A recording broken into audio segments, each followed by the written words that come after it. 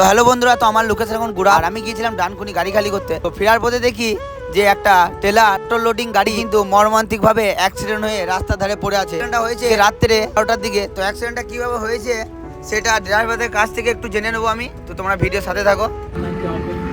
बायां बायां चढ़ता है। हम बायां बायां चल रहे थे, फोर व्हीलर वाला आया तो ठोक दिया और उधर पर और को हल्का बायां हुआ रहा है। हम देख रहे थे अगर नहीं हम बायां भागेंगे तो वो फोर व्हीलर वाला दोनों गाड़ी के बीच में चपा जाएगा। हम भागे बायां भाग गया, ब्रेक धरे गाड़ी ना चली। इधर से जा रहा था, इधर से जाए तो उधर ऊपर नहीं जाएगा, किधर आएगा। नहीं हम सोच रहे कि इधर इसे घूम जाएगा। তো এই যে দাদার কাছ থেকে যেটুকু আমি জানতে পারলাম, তো তোমরা শুনতে পেলে বা যারা বুঝতে পারলে না তার কথাটা, কারণ তার কথাটা একটু আসতে বলেছে। তো আমি তোমাদেরকে একবার জানিয়ে দিচ্ছি যে কিভাবে দুর্ঘটনাটা হয়েছিল। এই যে রোডটা দেখতে পাচ্ছ আমাদের ন্যাশনাল 114। তো এই যে সাইডটাতে আমরা যাচ্ছি একদম পায়ে পায়ে, তো এই সাইডটাতে কিন্তু ওই বড় গাড়ি ট্রেলারটা যাচ্ছিল। আর এই যে মিডিলটাই দেখতে পাচ্ছ এইটাতে যাচ্ছিল কিন্তু একটা ছোট 4 চাকা, ঠিক আছে। তো আর ওই যে একদম ডান দিকেরটা, তো ওইটাতে যাচ্ছিল একটা বড় গাড়ি হাইওয়ে ট্রেলার। তো ট্রেলারটা কিন্তু হয়তো তার চোখ লেগে যায় বা কোনো একটা তার ডিসব্যালেন্সের কারণে সে কিন্তু বাঁ দিকে দেবে দেয়। আর তার ফলে কিন্তু যে মিডিল লাইনে যে 4 চাকাটা ছিল সেও কিন্তু চলে আসে বাঁ দিকে। আর এই যে আমি যে লাইনটায় চলছি, তো সেই লাইনটায় ওই বড় যাচ্ছিল, ঠিক আছে। তার ফলে সে এই 4 চাকাটাকে বাঁচাতে গিয়ে সে নিজে কিন্তু নেমে পড়ে, কারণ তার ব্রেক কন্ট্রোল করতে পারে না সে।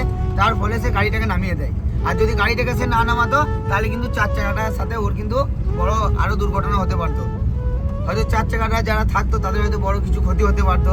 তার জন্য সে কিন্তু একটা বড় গাড়ির ড্রাইভার, সে 4 চাকাকে বাঁচাতে গিয়ে সে কিন্তু নিজের একটা বড় ক্ষতি করে নেয়। তো এটাই হলো আমাদের কিন্তু বড় গাড়ির ড্রাইভার সমাজ। কে সেফ ড্রাইভ সেভ লাইফ। বড় গাড়ির ড্রাইভার দিকে অনেকজন অনেক কথা বলে, অনেক পাবলিক অনেক গাল ভাষা খারাপ অনেক কিছু করে, কিন্তু ড্রাইভাররা কিছু বলে না। কেন বলে না?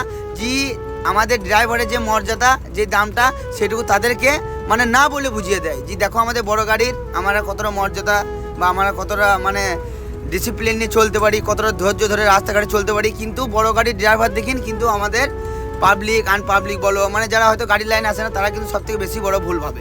আর ছোটো গাড়িদেরকে তো কিছু বলা নাই, ঠিক আছে। এই যেমন বাজার ঘাটের টোটো বাইক এদের তো প্রচুর জ্বালা, ঠিক আছে, তাও কিন্তু বড় গাড়ির ড্রাইভাররা সহ্য করে। তো আমি এটুকু বলতে চাই আমার ভিডিওর মাধ্যমে, যারা ছোট 4 চাকা চালাচ্ছ এই NH 114-এ, তো তাদের উদ্দেশ্যে বলবো যে ভাই গাড়ি ঘোড়া একটু সাবধানে চালাবে, ঠিক আছে।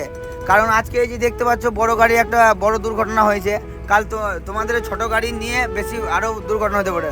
যদি ছোট গাড়িটাকে যদি বড় গাড়িতে মারে তাহলে ছোট গাড়িটা কী অবস্থা হবে তোমরা বুঝতে পারছো। তো সেইরকমভাবে ভাই তোমরা কিন্তু চলাফেরা করো, তোমাদের কাছে এইটুকু রিকোয়েস্ট।